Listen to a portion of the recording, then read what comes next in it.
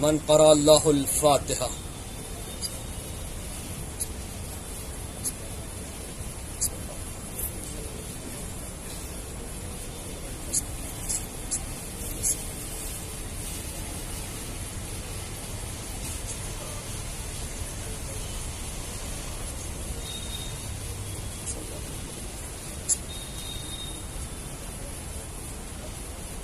ما شاء اللہ لا حول ولا قوة الا باللہ العلی العظیم. حسبنا اللہ ونعم الوکیل نعم المولا ونعم النصیر. اعوذ باللہ من الشیطان الرجیم. بسم اللہ الرحمن الرحیم. الحمد للہ الذی ہدانا لہذا وما كنا لنہتدی لولا ان ہدانا اللہ. لقد جاءت رسل ربنا بالحق ثم الصلاة والسلام والتحیۃ والاکرام علی اصل ما فی الوجود. سر اللہ فی کل موجود نقطۃ دائرۃ الوجود. طه وياسين الذين أذهب الله عنهم الرجس أهل البيت ويطهرهم تطهيرا. أما بعد فقد قال الله سبحانه الكريم وقوله الحق وأصدق الصادقين. بسم الله الرحمن الرحيم. ذالک ومن یعظم شعائر اللہ فإنها من تقوی القلوب. صلوات پڑھ مدار.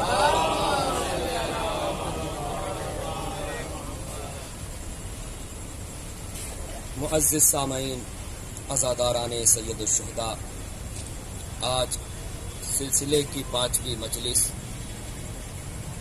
اور عشرے کی محرم کے عشرے کی 4تھی مجلس آج 4 محرم ختم. حسین اپنے مقصد سے دن بدن قریب ہوتے چلے جا رہے ہیں. عزیزوں، میرے جوانوں، میرے بزرگوں، یہ ماہ محرم، یہ ماہ عزا، یہ ماہ امام حسین علیہ السلام کے نام سے منسوب ایک عجیب کیفیت لے کر آتا ہے. ہر انسان جو شیعت کے دائرے میں داخل ہوتا ہے اور اس کے اندر انسانیت پائی جاتی ہے، وہ اسی ماہ محرم کا انتظار کرتا ہے. ہر انسان، کتنا جوش، کتنا ولولہ، آپ کتنے دن بلا سکتے ہیں؟ کسی کے نام پر آپ مجمع کو کتنے دن اکٹھا کر سکتے ہیں؟ 1 دن، 2 دن، 3 دن، 4 دن. ہم میں سے کوئی فردن نہیں کہتا کہ بھیا آج مجلس ہے آنا. اعلان ہو گیا کہ مجلس ہونے والی ہے. نہ کوئی رات دیکھتا ہے، نہ کوئی دن دیکھتا ہے، نہ کوئی بارش دیکھتا ہے، نہ کوئی دھوپ کی تپش دیکھتا ہے. صرف امام حسین علیہ السلام کی خاطر اس فرش عزا پر آ کر بیٹھ جاتا ہے.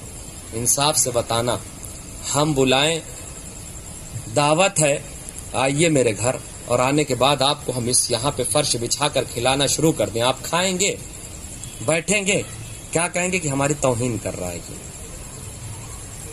آپ کہیں یا نہ کہیں، ہم تو کہہ ہی دیں گے کہ جب ان کو بلا کے بٹھانے کا سلیقہ نہیں تھا تو بلایا کیوں؟ یہ فرش عزا کا فیض ہے. یہ امام حسین علیہ السلام کی کرامات ہے کہ انسان فکر بھی نہیں کرتا کہ وہ کہاں بیٹھا ہے. جہاں جس کو جگہ مل گئی وہاں پاس وہ بیٹھ گیا. یہ حرارت ہے جو باقی رہے گی انشاءاللہ تعالی. کبھی عرض کریں گے اس کے اوپر کہ امام نے حدیث جو ایسے ہی نہیں فرما دیا، انا لقتل الحسین حرارۃ فی قلوب المؤمن. قتل امام حسین علیہ السلام کی جو مومن کے دل میں حرارت پائی جائے گی بعض لوگوں نے لن تبردا ابدن کا استعمال کیا. لن کے معنی سمجھتے ہیں؟ لن کے معنی عربی میں یعنی کبھی نہیں. جیسے لن ترانی جب جناب موسیٰ علیہ الصلوۃ والسلام، جلدی میرا مقصد نہیں ہے، میں صرف بیان کرنا چاہتا ہوں جلدی. جناب موسیٰ علیہ الصلوۃ والسلام کی قوم نے کہا کہ پروردگار کو ہم دیکھنا چاہتے ہیں، تو پروردگار نے کہا ان سے کہہ دو لن ترانی، ہرگز نہیں دیکھ سکتے، یعنی کبھی نہیں دیکھ سکتے، حتیٰ کہ دنیا میں کیا آخرت میں بھی نہیں دیکھ پاؤ گے. آپ نے غور کیا؟ لن تبرد ابدن یعنی کبھی بھی یہ ٹھنڈی نہیں ہو سکتی، چاہے یہ یہاں ہو اور چاہے وہ وہاں ہو. صلوات پڑھیں محمد آل محمد پر. یہ مجلس اس وقت ہماری قبول ہوتی ہیں، یہ عبادات اس وقت تک ہمارے قبول ہوتے ہیں کہ جب ہم پروردگار عالم کی آیت پر عمل کرتے ہیں، اس کے بتائے ہوئے احکام پر عمل کرتے ہیں. پروردگار عالم ارشاد فرما رہا ہے بسم اللہ الرحمن الرحیم وَإِذَا قَضَى رَبُّكَ أَلَّا تَعْبُدُوا إِلَّا إِيَّاهُ وَبِالْوَالِدَيْنِ إِحْسَانًا. کیا کرنا ہے؟ تمہارا پروردگار کا حتمی فیصلہ ہے، اس نے فیصلہ کر لیا، اب اس کا فیصلہ بدلنے والا نہیں ہے. ہم اور آپ نہیں ہے کہ آج کچھ کہیں کل کچھ کہیں، آج ہم کچھ اسٹیٹمنٹ دیں آج کل کچھ اسٹیٹمنٹ دیں، ایسا ہو ہی نہیں سکتا. پروردگار نے کہا میرا حتمی فیصلہ یہ ہے تمہارے پروردگار عالم کا کہ کیا ہے کہ تم اس کی عبادت کرو. کس کی؟ اللہ کی. وَبِالْوَالِدَيْنِ احسانا، اور اپنے والدین کے ساتھ نیکی کرو. عربی میں احسان کے مطلب نیکی کے ہوتے ہیں. کبھی کوئی ہم میں سے یہ نہ سوچ لے کہ والدین کے اوپر احسان کرنا ہے یعنی ان کے اوپر صلوات پڑھ محمد آل محمد پہ. والدین کے اوپر احسان یعنی والدین کے ساتھ نیکی کرو. جب ہم والدین کے ساتھ نیکی کریں گے تب ہماری نماز قبول ہوگی، کیونکہ امام رضا علیہ الصلوۃ والسلام نے ایسے نہیں کہا. کل میں نے ایک بات کی طرف اشارہ کیا تھا کہ نماز کب قبول ہوگی؟ جب انسان زکوٰۃ ادا کرے گا. وہی بات کو امام رضا علیہ الصلوۃ والسلام فرماتے ہیں، کہتے ہیں کہ انسان جب نماز اس کی اس وقت قبول ہوگی، اللہ قبول کرے گا جب تک وہ زکوٰۃ فطرہ یعنی زکوٰۃ نہ ادا کرے گا. اللہ کا لاکھ شکریہ ادا کرتے جاؤ، امام کہہ رہے ہیں لاکھ شکریہ ادا کرتے جاؤ، لیکن وہ اس وقت تک قبول نہ ہوگا جب تک ہم اپنے والدین کا شکریہ ادا نہ کر لیں گے.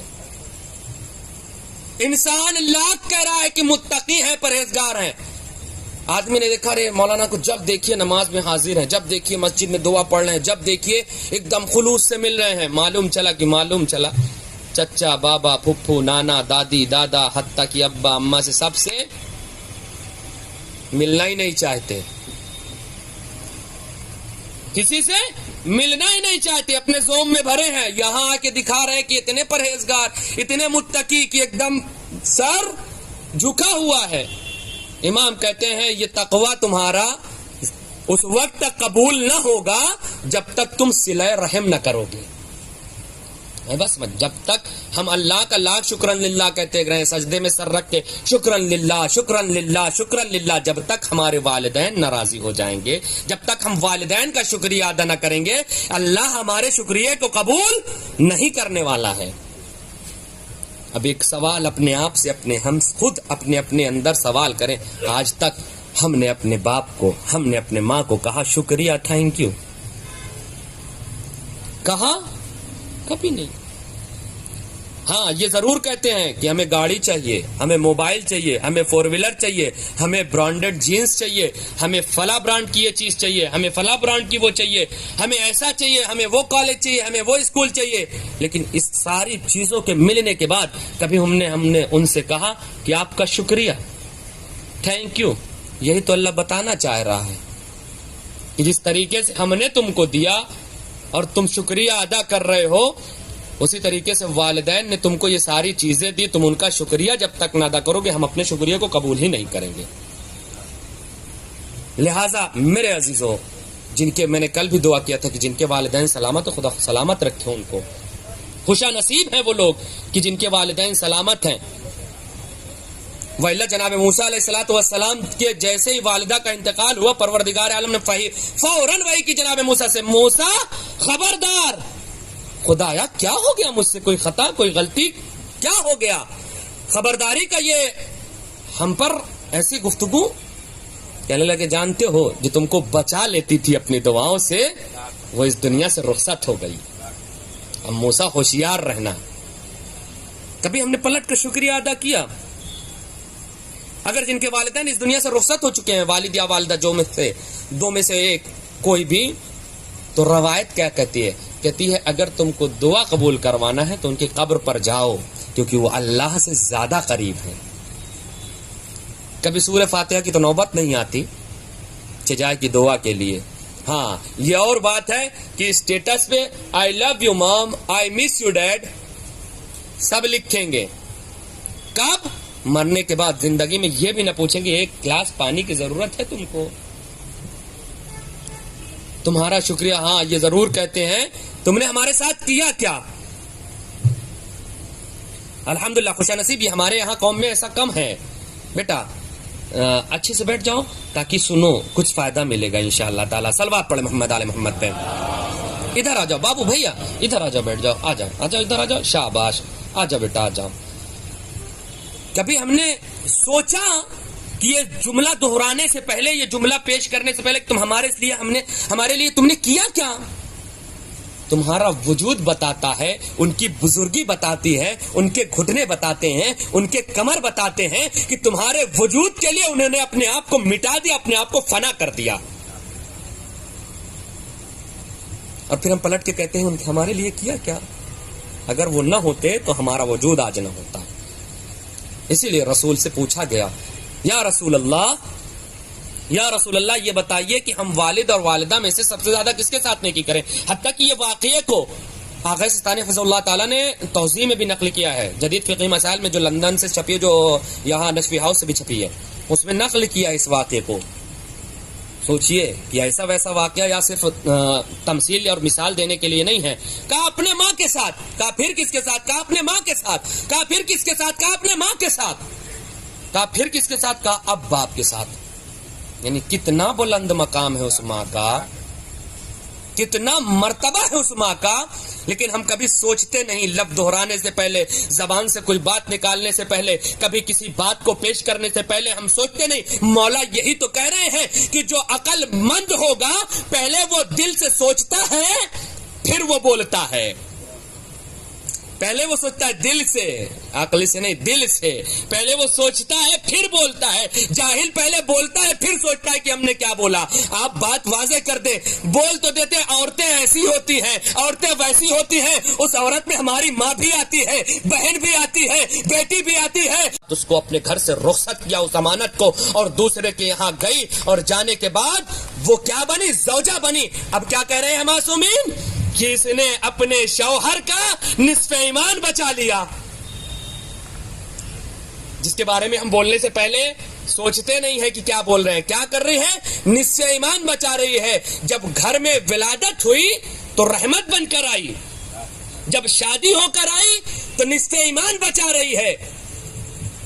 جب ولادت ہو گئی اس کے یہاں، ماں بن گئی، تو پروردگار عالم نے کہا یہ بتائیے ہم میں سے کوئی ایسا ہے جو جنت کا مشتاق نہ ہو، جنت کا اشتیاق نہ رکھتا ہو؟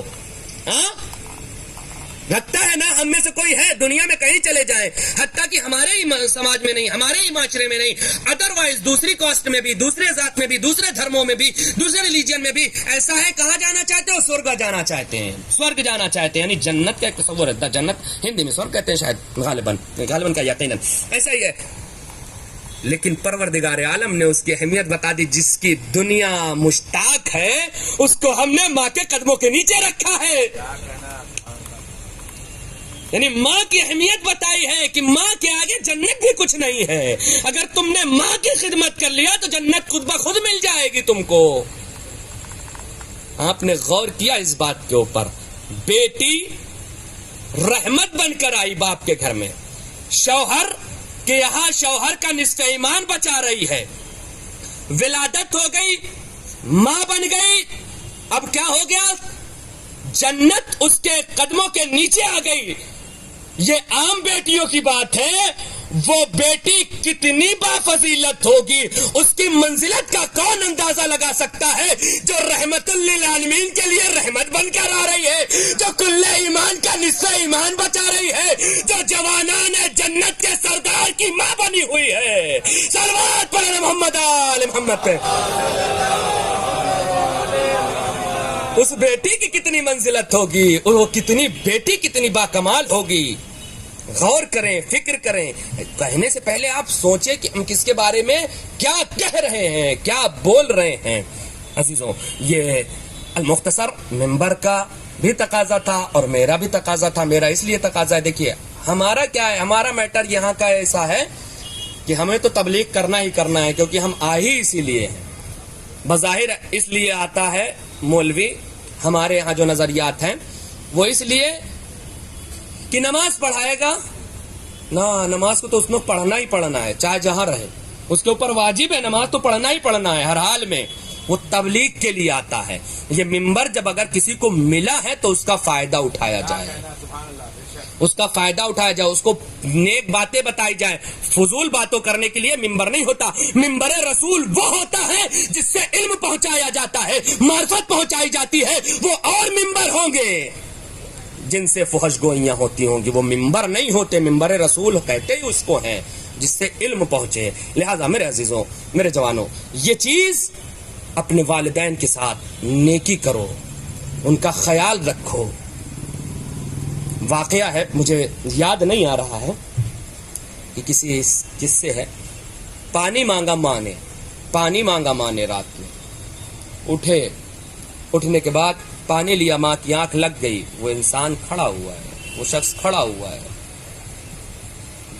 آنکھ کھلی ماں کی، پانی لے کر دیکھا بیٹا کھڑا ہوا ہے، اس کا بیٹا پانی لے کر کھڑا ہوا ہے۔ ماں نے کہا بیٹا تم نے میری خاطر،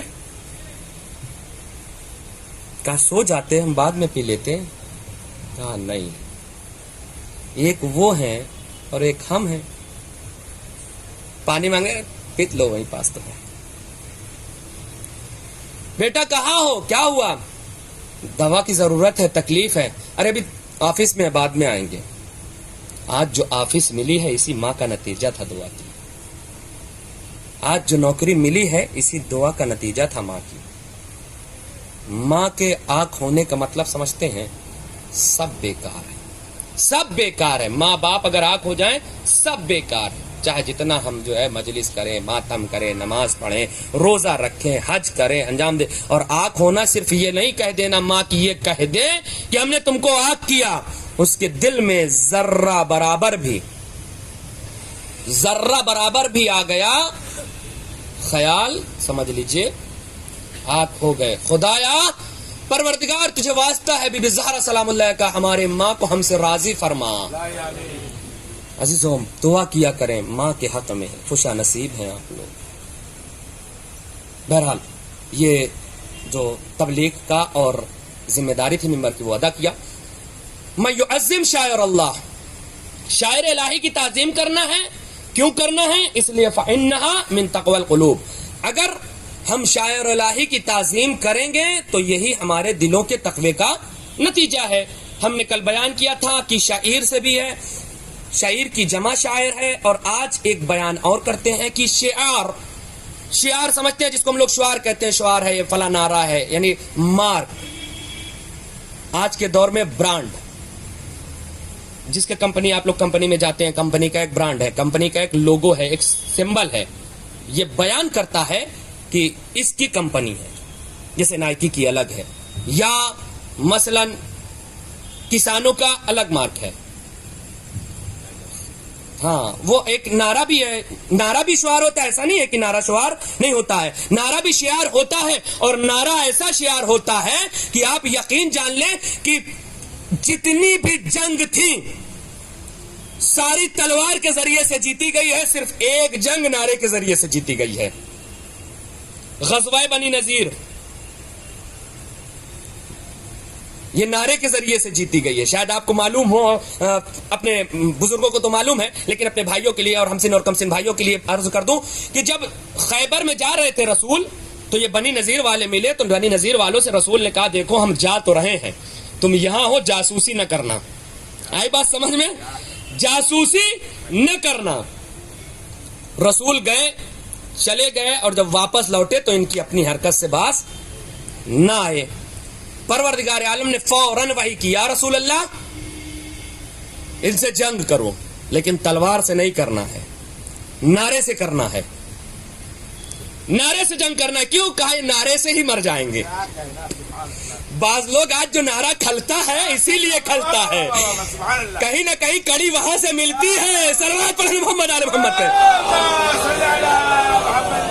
اچھا اتنا ہی نہیں، تاریخ کہتی ہے اتنا ہی نہیں، جیسے یہ رسول نے کہا کہ نعرہ لگانا ہے، ہم جیسے لوگ نہیں، کچھ لوگ ایسے اٹھے کہنے ارے ہم لگائیں گے نعرہ، ہم لگائیں گے نعرہ، ہم لگائیں گے نعرہ. جن کو خیبر میں تلوار چلانی نہ ہی سوچے یہاں نعرہ لگا کے جیت لیں. 10 دن بلا مبالغہ بتا رہا ہوں، 10 دن تاریخ کہتی ہے یہ گئے نعرہ لگاتے رہے، ان کے اوپر کچھ اثر ہی نہیں ہوا. ان کے اوپر کچھ اثر ہی نہیں ہوا. آ کر تھک گئے، گلا بیٹھ گیا، پانی پیتے پیتے ختم ہو گئے، سب کچھ ہو گیا. رسول نے کہا کیا ہوا؟ کہا سنکی ہی نہیں رہے ہیں. تم سے کیا ہو سکے گا؟ کہا جاؤ علی کو لے کر. مولا گئے، مولا نے جیسے ہی نعرہ تکبیر کی آواز لگائی ہے ویسے ہی بنی نذیر نے اپنے شکست کا اعلان کر کے قلعے کی چابی پکڑا دی مولا کو.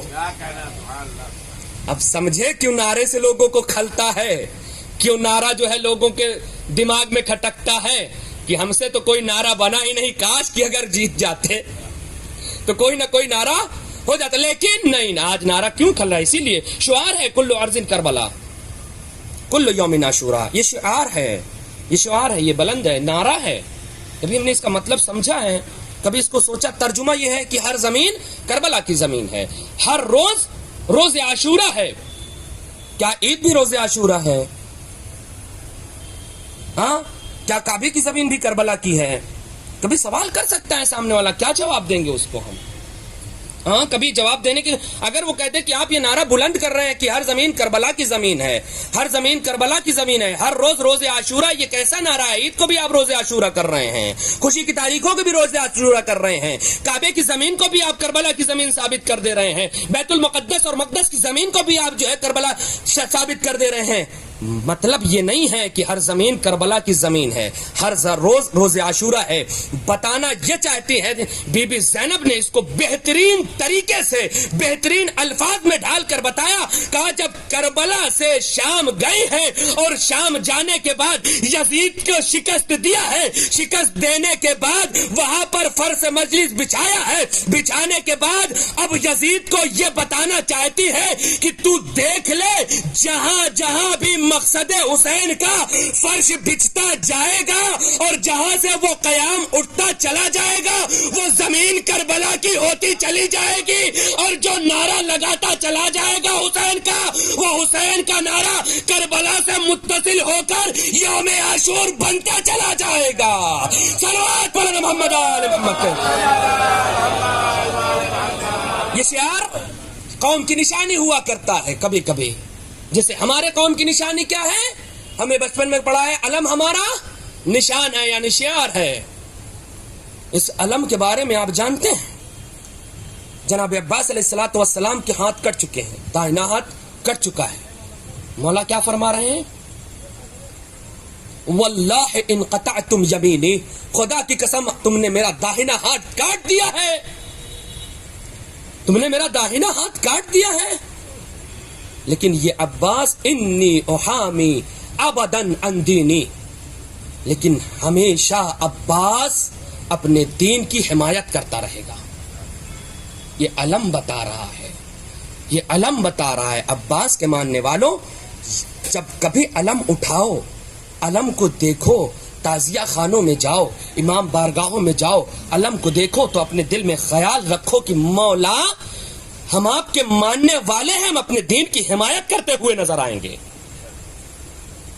یہ شعار ہے، صرف شعار ایسے ہی نہیں ہوتا ہے کوئی. ہندوستان کا کیا ہے نشان؟ ہندوستان کا شعار کیا ہے؟ پرچم ہے، جھنڈا ہے جو بنا ہوا ہے، 3 کلر کا ہے، اس کے اندر چکر بنا ہوا ہے. کوئی ہم میں سے جو اس کے اوپر حرف دے دے فوراً پکڑ لیا جائے گا. اگر یہ بات آپ کے ذہن عالی میں پہنچ چکے، کیوں؟ کیونکہ وہ بتا رہے ہیں کہ ہم اپنے ملک کی حمایت کریں گے۔ بارڈر پہ کیوں ہوتے ہیں لوگ؟ ملک کی حمایت کرنے کے لیے۔ علم اٹھانے والوں یہ دل میں خیال رکھا کرو جوانوں، ویسے تو علم تو ہم سب کو اٹھانا چاہیے، کیونکہ ہم علمداری تو چاہتے ہیں کہ علمداری ہم کو مل جائے، لیکن علم اٹھانے کے لیے آگے نہیں آتے۔ خدا کی قسم میں بار بار ایک جملہ کہتا ہوں، یہاں بھی پہلی مرتبہ شاید ہو سکتا ہے کہنے جا رہا ہوں، میں جہاں بھی جاتا ہوں یہ جملہ کہتا ہوں، جس دن علم کو ہمارے وہ لوگ اٹھانا شروع کر دیں گے جن کا سماج میں، معاشرے میں ایک مقام ہے، کبھی بھی یزیدی آنکھ اٹھا کر دیکھے گا نہیں ہماری قوم کی طرف۔ صلوات پڑھ محمد آل محمد پہ۔ اٹھانے کے بعد گریہ کرنا شروع کر دیتے ہیں۔ گریہ معرفت کے ساتھ ہونا چاہیے۔ امام حسین پر گریہ کرنے والے بہت سے تھے، اس دن مولانا نے بھی اشارہ کیا تھا کہ گریہ کرنے والے بہت سے لوگ تھے۔ جب کوفے پہنچی ہیں، لٹا ہوا یہ قافلہ پہنچا ہے کوفے، لوگ گریہ کر رہے تھے، لیکن بی بی نے کیا کیا؟ بد دعا دیا کہ خدایا ان ظالموں کو نیست و نابود کر دے۔ یہ رو تو رہے تھے بظاہر، لیکن ان کو معرفت نہیں تھی۔ اگر معرفت ہوتی تو کربلا میں آتے، کربلا پہنچتے۔ معرفت نہیں تھی، کربلا سے کوفہ کوئی دور نہیں تھا۔ بتایا ہے لوگوں نے جا کر کوفے سے کربلا پہنچ کر بتایا ہے کہ امام وقت جب آواز دے اور جب بلائے تو اس کی حمایت کے لیے کہیں بھی ہو، کسی بھی عالم میں ہو، حبیب زندہ مثال ہیں، پہنچ جاؤ۔ اور حبیب کو آپ ایسا ویسا نہ سمجھیں، امام نے رہتی قیامت تک حبیب کو بلا کر خط لکھ کر بلا کر اور خط کے جملے بیان کر کے بتا دیا ہے رہتی دنیا تک، صبح قیامت تک۔ امام نے کیا کہا؟ امام خود موجود ہے، وقت کا امام موجود ہے، اور لکھ رہا ہے رجل فقیہ کے نام۔ فقیہ یعنی مرجع، فقیہ یعنی عالم دین، اس کے نام یہ خط لکھ کر ایک امام کے ہوتے ہوئے شاید امام بتانا یہ چاہتے ہیں کہ ایک زمانہ آئے گا جو مرجعیت کے خلاف ہوگا، وہ اس خط کو اٹھا کر دیکھ لے گا، جو حبیب کا حامی ہوگا وہی مرجع کا حامی ہوگا، جو مرجع کا حامی ہوگا وہی حبیب کا حامی ہوگا، وہی حسین کا حبیب ہوگا، وہی حسین کا ماننے والا ہوگا۔ صلوات پڑھنا محمد آل محمد۔ یہ ایک بات نہیں ہے، یہ دوسرا مقام بھی اور ہے، امام نے بتایا ہے۔ دوسرا کیا مقام ہے؟ جناب مسلم علیہ الصلوۃ والسلام کو بھیج کے بتایا ہے کہ وقت کا امام رہتا ہے تو اپنے اس انسان کو بھیجتا ہے کہ جو اسی منزل پر ہو، وہ اسی معیار پر ہو۔ کبھی پھر انشاءاللہ اس مرجعیت کے بعد گفتگو ہوگی کہ جو ہمارے بچوں کے ذہن میں یہ سوال آ جاتے ہیں، ایک مرجع کا یہ فتویٰ ہے، دوسرے مرجع کا یہ فتویٰ ہے، اور تیسرا مرجع کا ایسا فتویٰ، وہ سب انشاءاللہ تعالیٰ وہ الگ بیان ہوگا، ایسا نہیں کہ بیان نہ ہوگا چھوڑ دیا جائے گا، بہت ہی لطف آئے گا آپ کو انشاءاللہ تعالیٰ۔ ایک اور صلوات پڑھ محمد علیہ محمد۔ لہذا پھر کیا ہوا؟ شعار، یعنی شعار صرف آواز کو بلند کرنا، لہذا اس کی بھی جمع نہیں ہے، تو وہ جمع صرف اور صرف آتی ہے شاعرہ کی، یعنی شاعرہ کی۔ پھر سے ایک مرتبہ اس کا ترجمہ کر دے تاکہ ہمارے بچوں کے ذہن میں، ہمارے بھائیوں کے ذہن میں بیٹھ جائے کہ علم سے نکل کر معرفت کی منزل کو طے کرتا ہوا جو چیز اللہ کی سلطانیت کو، اللہ کی عظمت کو، اللہ کی مظہر کو شعور کی منزل میں پہنچا دے، اس کو شاعر کہتے ہیں، اس کو شاعر کہتے ہیں، اس کو شاعر کہتے ہیں، جو اللہ کی منزلت کو بتائے، جو اللہ کی جلالت کو بتائے، جو اللہ کے جمال کو بتائے، جو اللہ کے سلطانیت کو بتائے۔ شعور کے معنی کیا ہوتے ہیں؟ شعور کی تعریف کی گئی ہے، یوصلو بوجہ دقیق کدقیق شعر، ایسا باریک فہم، ایسی باریک چیز جو انسان کے ذہن میں پہنچ جائے، جس طریقے سے بال باریک ہوتا ہے، لیکن شرط کیا؟ لطافت کے ساتھ ہو۔ اب آپ سمجھ میں آیا؟ پھر پروردگار عالم نے کیا کہا تھا؟ کل میں نے اشارہ کیا تھا کہ ان الصفا والمروہ من شعائر اللہ، یہ صفا اور مروہ کس میں سے ہیں؟ شاعر الہی میں سے ہیں۔ جو لوگ حج پہ گئے ہوں گے انہوں نے دیکھا ہوگا کہ پہاڑیاں کتنی بڑی بڑی ہیں، بہت چھوٹی چھوٹی، ایسا ہے یا نہیں ہے؟ بہت چھوٹی چھوٹی پہاڑیاں ہیں۔ میرے سمجھ میں نہیں آیا، خود آیا یہ چھوٹی چھوٹی پہاڑیاں اس کو شاعر قرار دے رہا ہے. اس سے نہ تیری عظمت سمجھ میں آ رہی ہے، نہ تیری جلالت سمجھ میں آ رہی ہے، نہ تیری سلطانیت سمجھ میں آ رہی ہے، پھر اس کو کیوں؟ تو پروردگار اچھا بنے کی آواز دے کہ جو بھی منسوب ہو جائے کسی واقعے سے، کسی چیز سے، تو اس کو شاعر کہتے ہیں. پھر میں سوال کر دوں گا، خدایا رسول سے افضل کون ہوگا؟ رسول سے افضل کوئی ہے؟ نہیں ہے. اس کے نالین کو شاعر کیوں نہیں قرار دیا؟ اس کے بال کو شاعر کیوں نہیں قرار دیا؟ اس کے کملی کو شاعر قرار کیوں نہیں دیا؟ جو چیز اس سے منسوب ہو گئی اس کو شاعر قرار کیوں نہیں دیا؟ غور کریے گا، توجہ کیجیے گا. کیوں قرار نہیں دیا؟ کہا جس چیز سے، پھر آگے بڑھ کر آواز دے، جس چیز سے کوئی واقعہ سمجھ میں آئے اور اس کی منزلت حاصل ہو جائے، اس منزلت کا شعور انسان کے ذہن میں پہنچ جائے، اس کو پروردگار عالم شاعر سے تعبیر کرتا ہے. غور کیا آپ نے؟ وَإِلَّا ماؤنٹین ایوریسٹ، K2، یہ سب کو جو ہے پروردگار عالم کو کیا کرنا چاہیے تھا؟ جس سے دور سے دیکھو ماؤنٹین کو تو آدمی سمجھ میں آ جائے گا ماؤنٹین. پھر وہی سوال ہوگا کہ اتنے چھوٹے چھوٹے پہاڑی کو کیوں شاعر قرار دینا؟ اتنے بڑے انسان دیکھے گا کیا اتنا بڑا پہاڑ، واہ کیا عظمت خدا ہے کہ اتنا بڑا پہاڑ زمین پر ٹکا ہوا ہے، ٹس سے مس نہیں ہو رہا ہے. ہم اپنے بچوں کے لیے بیان کر دیں کہ یہ صفا اور مروہ کیوں وجود میں آئے ہیں. بہت جلدی صرف 1 منٹ کا شاید ہو سکتا ہے واقعہ ہو، لیکن تدبر، تفکر اور تحلیلی اعتبار سے جب ہم اس واقعے کو دیکھیں گے تو یہ بڑا بن جائے گا. جناب ابراہیم کے بچوں کو پیاس لگی، جب ابراہیم چھوڑ کر چلے گئے، ماں جو ہے بچے کو لٹائے ہوئے تھی، جناب حاجرہ جو ہے صحیح کر رہی تھی. 7 مرتبہ آئی گئیں اور جانے کے بعد اس کی مرتبہ کیا ہوا؟ بچے نے جو ہے زمین پر پیر پڑا، وہیں سے چشمہ جاری ہو گیا، ختم. پروردگار عالم نے کہا کہ یہ صفا اور مروہ جو ہے اب کیا ہوگا؟ شاعر اللہ ہے، شاعر الہی ہے. اور اتنا ہی نہیں، اس کو مناسک حج میں رکھ دیا، اس کو مناسک حج میں رکھ دیا. خدا کی قسم اگر غور کیے ہوں گے تو بڑا لطف آئے گا. جو یہ لوگ کہتے ہیں کہ معصوم نبی کی سیرت صرف نبی کی سنت ہو سکتی ہے، جو چیز نبی سے منسوب ہوگی وہی سنت ہوگی. حاجرہ کون سی معصوم ہے؟ حاجرہ کون سی نبی ہے جو ان سے منسوب ہو گئی وہ آج مناسک حج میں ہو گئی؟ جو انکار کر دے اور اگر حج پر انجام نہ دے، جو یہ دوڑ رہے ہو، یہ کس کی سنت ہے؟ اب بتاؤ کہ کون کون سی سنت ہے؟ خدا کی قسم ایسا ہی نہیں ہے. اور پھر اس کے بعد پروردگار عالم نے جناب ابراہیم سے کیا کہا؟ جناب ابراہیم سے کہا بہت ہو چکا، اب آپ یہاں سے لے کر اپنی فیملی کو چلے جائیں. اور کہاں جائیں گے؟ وادی غیر ذی زرع. وادی غیر ذی زرع کس کو کہتے ہیں؟ اپنے بچوں کے لیے سمجھا دیں. ایک وادی غیر زرع، ایک وادی غیر ذی زرع. یعنی وادی زرع غیر زرع یعنی وہ وادی، وہ کھیت، وہ جنگل کہ جس میں اگایا جا سکتا ہے لیکن ابھی موسم نہیں اگایا جا رہا ہے، ایسے ہی پڑا ہوا ہے. اس کے اندر صلاحیت ہے کہ اگایا جائے، اس کے اندر صلاحیت ہے کہ اس کے اندر جو بھی بویا جائے گا وہ اگایا جائے گا.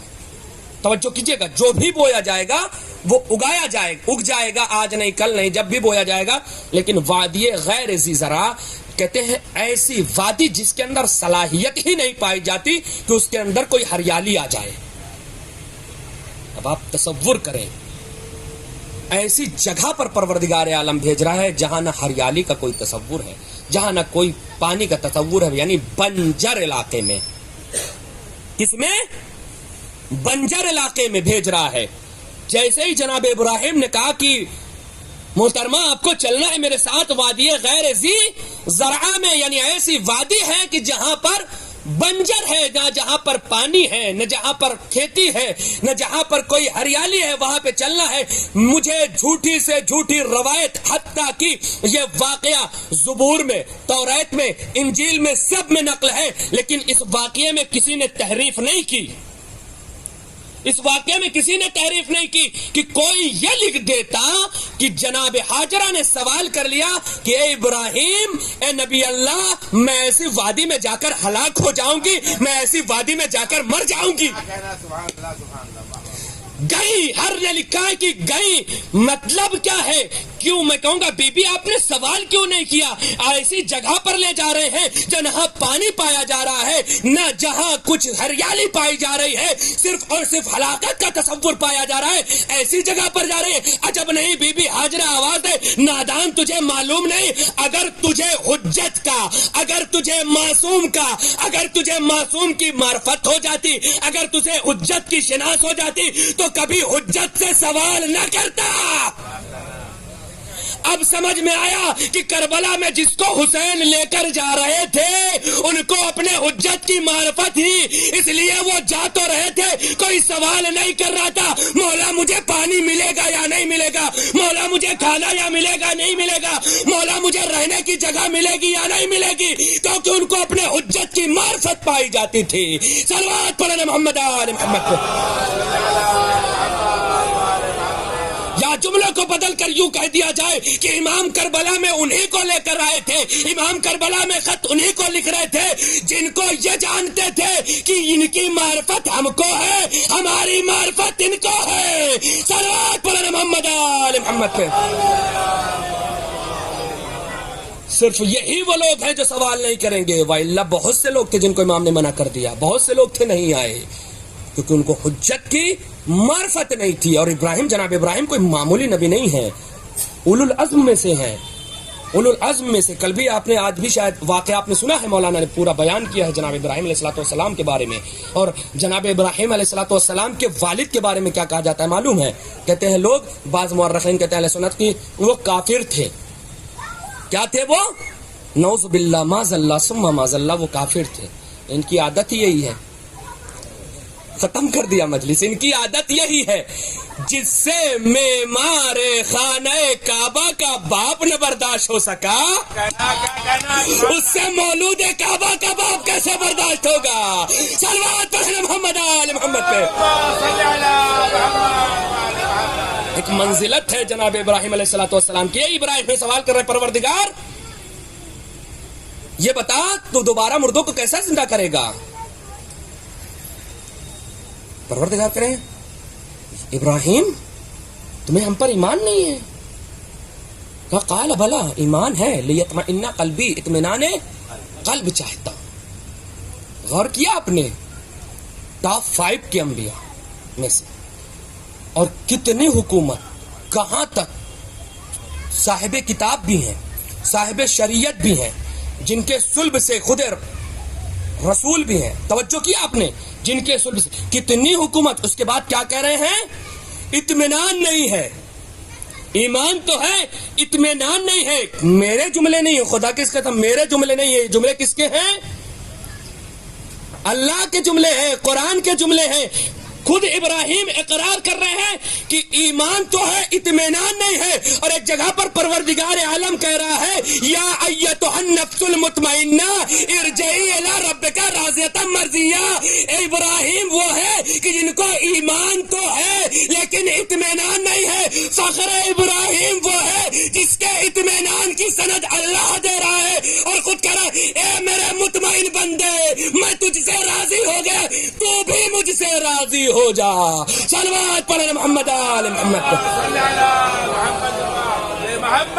پھر کہا 4 پرندے پکڑو، فخذ 4 من الطیر، 4 پرندوں میں سے 4 پرندوں کو پکڑو، فصرہن الیک، اور اپنے سے مانوس کرو، ایسے نہیں پکڑو اور پکڑنے کے بعد اپنے سے مانوس کرو۔ اپنے سے مانوس کیا، اب کہا ان کو کاٹ ڈالو، کاٹ کے قیمہ بنا ڈالو، ان کی چونچ کو، ان کی مینقار کو اپنے ہاتھ میں پکڑ لو، علی کل جبلن، پہاڑوں پر جا کر رکھ دو، پہاڑوں پر جا کر رکھ دو۔ खुदाया घर के कोनों में रखा देता, इब्राहिम ही तो पूछ रहे हैं, घर के कोनों में रखा देता, वहीं पास रखा देता, हो सकता है उस दौर में बैठने की कोई चीज हो उस पे रखा देता, कैसे भी रखा देता। जब वो कीमा बन ही गए थे तो उसमें मालूम क्या था? परवरदिगार कहता है नहीं, इनको जो है पहाड़ पर रख दो। पहाड़ों पर रख दिया जनाब इब्राहिम ने, 4 पहाड़ों पर जाकर गोश्त को रख दिया। अब कहा आवाज दो। जैसे ही जनाब इब्राहिम ने आवाज दी, इनकी बोटियां उठी, उठने के बाद अपने मिनकार से मिलने लगी और आकर मिनकार से मिलने के बाद परिंदा खुद ब खुद बनता चला गया। आपने गौर किया, शायद परवरदिगार आलम बताना यह चाहता है कि जब बेअक्ल परिंदा नबी के बुलाने पर, जब नबी बुलाता है तो बेअक्ल परिंदा बोटी बोटी हो जाने के बाद आ जाता है। वो कैसे लोग थे जिनको नबी बुलाता रहा और पहाड़ पर चढ़ते रहे। सल्लल्लाहु अलैहि मोहम्मद आले मोहम्मद। वो कैसे लोग थे कि जिनको नबी बुलाता रहा और पहाड़ पर चढ़ते रहे। शायद इसी वजह से परवरदिगार आलम ने पहाड़ का तस्करा किया है कि देखो वो वक्त को याद करो जब इब्राहिम जैसा नबी बुला रहा है, परिंदे आ जा रहे हैं और वो इब्राहिम का भी वो है, नबी है, वो तुमको बुला रहे हो और तुम पहाड़ पर चढ़े जा रहे हो, घोड़ा लेके भाग रहे हो। जब तुम घोड़ा को न संभाल पाओगे तो उम्मत को क्या संभाल पाओगे? और सलवात पढ़ मोहम्मद आले मोहम्मद। अजीजों, मैंने यह बयान को अपने यहीं पर तमाम किया। इंशाअल्लाह ताला हयात रहेगी तो कल फिर इसी के आगे बयान किया जाएगा। मैं चाहता हूं कि आज बनी हाशिम के सबसे पहले शहीद का तस्करा किया जाए। बनी हाशिम का सबसे पहला शहीद जनाब अली अकबर अलैहिस्सलातु वस्सलाम है। दुनिया में कौन ऐसा बाप है जिसको अपना बेटा प्यारा ना होगा? हुसैन को अकबर बहुत प्यारे हैं। एक वाक़े से मैं बताऊं आपको, शेख अब्बास शूस्तरी वो नकल करते हैं कि अंगूर का महीना न था, जनाब अली अकबर अलैहिस्सलातु वस्सलाम को अंगूर की हाजत लग गई। हाजत हो गई अंगूर खाने की। मौला हुसैन ने मोजज़े के जरिए से जनाब अली अकबर को, बाज़ रवायत ये कहते हैं कि जन्नत से, बाज़ रवायत ये कहते हैं कि मोजज़े के ज़रिए से जनाब अली अकबर अलैहिस्सलातु वस्सलाम को अंगूर पेश किया, अता किया। फरमाया, जनाब अली अकबर ने नोश किया। लोगों ने पूछा, मौला आपने ऐसा अली अकबर के साथ कहा? मुझे अली अकबर से बहुत प्यार है। पूछा वजह क्या है? आपके बेटे और भी तो हैं। कहा मेरा अली अकबर रफ्तार में, गुफ्तार में, चेहरे में मेरे नाना की शबीह है। जब मेरा दिल करता है कि मैं अपने नाना से मुलाकात करूं, मैं अपने नाना को देखूं, तो मैं अली अकबर को देख लेता हूं, मेरे दिल को बहुत सुकून मिलता है। लैला का चांद हुसैन का बेटा एक अजीब कैफियत में है। अजीजों, अरबाब मकातिल कहते हैं कि जब अली अकबर आए हैं अपने बाबा के पास और आने के बाद कहते हैं, बाबा मुझे जंग की इजाजत दो।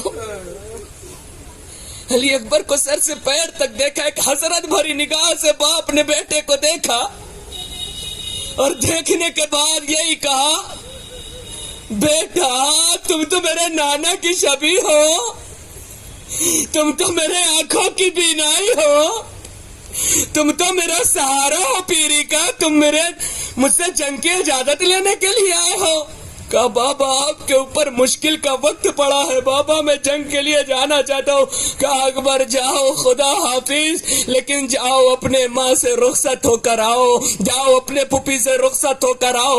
अरबाब मकातिल कहते हैं कि अकबर खैमे में आए, आने के बाद लैला के करीब खड़े हो गए। अम्मा मुझे जंग की इजाजत दे दो, अम्मा मुझे जंग की इजाजत दे दो, मुझे माफ करना जिनका जवान फर्जंद हो घर से बाहर जाने लगता है। माँ किस तरीके से कहती है, बेटा जा रहे हो अपना ख्याल रखना, खाना वक्त पर खाना, ए बेटा जब पहुंच जाना तो फोन कर देना, ए बेटा अपना ख्याल रखना। लेकिन हाय अकबर, हाय लैला, कोई लैला سے پوچھے. ارے ایک مرتبہ ماں نے بیٹے کو رخصت کیا.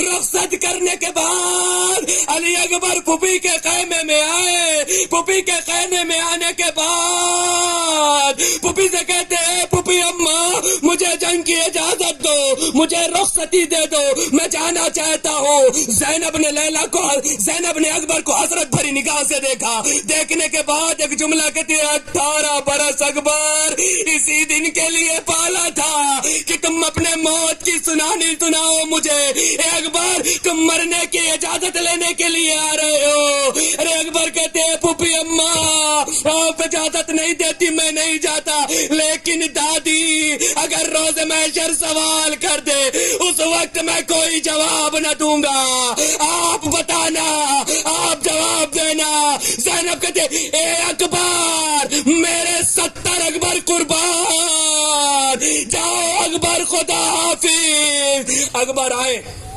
آنے کے بعد حسین نے سوار کیا. سوار کرنے کے بعد اکبر سے کہتے ہیں بیٹا جب تک ہمارا تمہارا ساتھ رہے مڑ مڑ کر دیکھتے جانا, مڑ مڑ کر دیکھتے جانا.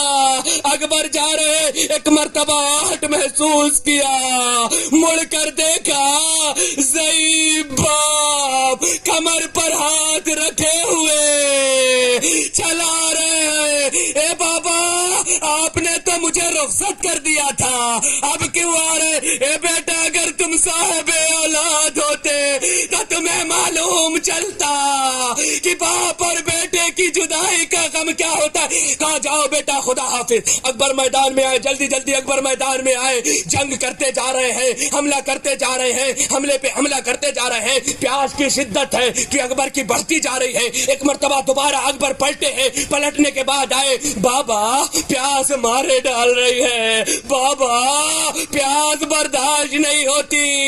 اے اکبر پانی تو نہیں ہے, اپنی زبان میرے دہن میں رکھ دو, شاید ہو سکے سکون مل جائے. اکبر نے جیسے ہی زبان کو دہن میں رکھنا تھا فوراً کھینچ لیا. اے بابا آپ کے دہن میں تو کاٹے ہیں, کہا جاؤ بیٹا خدا حافظ, ساقیے کوثر تمہیں سیراب کریں گے. اکبر میدان میں آئے, حملہ کرنے لگے, حملے پہ حملہ کرتے جا رہے. ایک مرتبہ پسر سعد نے کہا دیکھو یہ ہاشمی جوان ہے, اس کو عباس نے فنون جنگ سکھایا ہے, یہ علی کا پوتا ہے, ایسے نہیں, اس کو ایسے نہیں مار سکتے. ارے سب مل کر حملہ کر دو. جیسے ہی سب نے مل کر حملہ کیا, ایک مرتبہ حسین ابن نمیر نے اکبر کے سینے کا نشانہ لیا, برچی روانہ کی, اکبر کے سینے میں لگی. اکبر نے اے بابا اپنے بیٹے کا آخری سلام, اپنے بیٹے کا آخری سلام, اجرکم الذرا, خدا آپ کو کسی غم میں نہ رلائے سوائے غم آل محمد کے. ارے میر انیس کہتے ہیں حسین اٹھے ہیں, اٹھنے کے بعد جیسے ہی گرے ہیں اب حسین اٹھ نہ سکے. حسین لاش پہ سر زانو بزانو رسید. حسین اکبر کی لاش پر اس طریقے سے گئے جیسے ہی گھٹنیوں کے بل کوئی بچہ. اس عالم میں اللہ نہ کرے کوئی کا جوان اس عالم میں باپ دیکھے. اکبر کے قریب پہنچے, پیار کرنا شروع کر دیا, خاک کربلا کو اٹھایا, پیشانی پہ ملا. اے اکبر اس زندگانی دنیا پر خاک ہو. اے اکبر تیرے جانے سے میرے آنکھوں کی بینائی چلی گئی. پیار کرتے جا رہے ہیں. مقاتل کہتے ایک مرتبہ حسین کا ہاتھ سینے پر برچی پر لگا. جیسے ہی برچی پر لگا اکبر نے کراہنا شروع کیا. اے بیٹا کیا ہوا؟ اے بابا سینے میں بہت درد ہے, اے بابا سینے میں بہت درد ہے. بیٹا کیا ہوا؟ برچی کا پھل ٹوٹ گیا ہے. اے بیٹا نکال دوں. بابا اجازت ہے, بس 2 ایک جملے اور آپ کی رحمت تمام. بابا اجازت ہے. جیسے اجازت دی اکبر نے حسین نے گھٹنے کو کربلا کی زمین پر ٹیکا, آستین کو الٹا, ارے بائیں ہاتھ کو زانو پر رکھا, نجف کا رخ کیا, دائنے ہاتھ سے جیسے ہی برچی کا پھل پکڑا برچی نکالا, اکبر کا کلیجہ جوان بیٹا بوڑھے باپ کے سامنے ایڑیاں رگڑتا رہ گیا.